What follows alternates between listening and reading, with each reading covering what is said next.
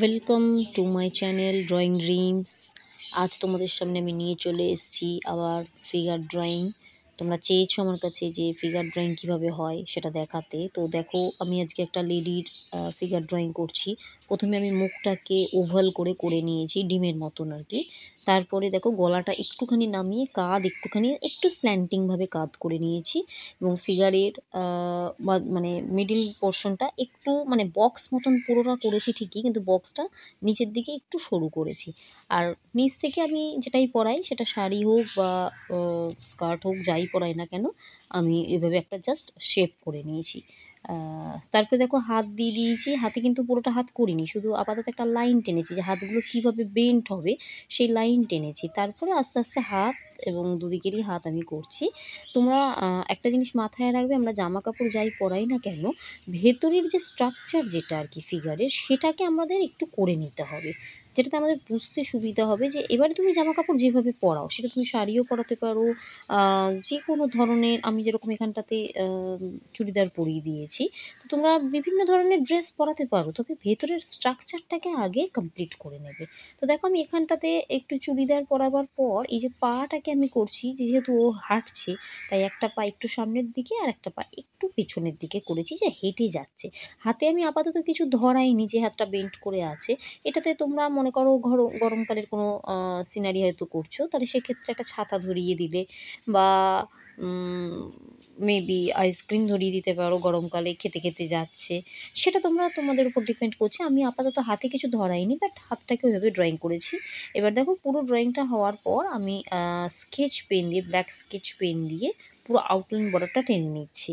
তার কারণ ধরো, স্কেচটা করার পর আমরা তো অনেক জায়গাতেই পেন্সিলের দাগগুলো মোছা হয়েছিল না, তো এটা করার পর দেখো আমরা এই ওকে একটা ওড়না দিয়ে দিয়েছি, যেরকম আমরা পরে থাকি আর কি চুড়িদারের ওপরে, সেরকম। এবং পায়ে আমরা জুতো পরিয়ে দিয়েছি, স্যান্ডেল টাইপ জুতো পরিয়ে দিয়েছি।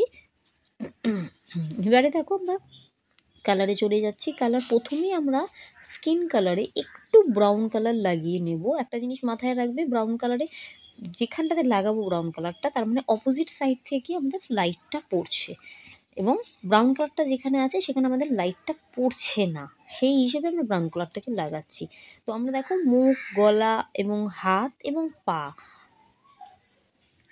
স্কিন কালার তার ওপর দিয়ে লাগিয়ে নিচ্ছি। ব্রাউন কালারটা লাগাবার পর স্কিন কালার দিয়ে আমরা জিনিসটাকে একটু মিশিয়ে দেবো। এবারে আমি মহিলার যে ওড়নাটা করেছি, সেটা দেখো স্কাই ব্লু কালার দিয়ে আমি প্রথমে আউটলাইন বর্ডার টেনে একটুখানি স্কাই ব্লু দিয়ে তার উপর দিয়ে একটু হোয়াইট রং চাপিয়ে দিয়েছি।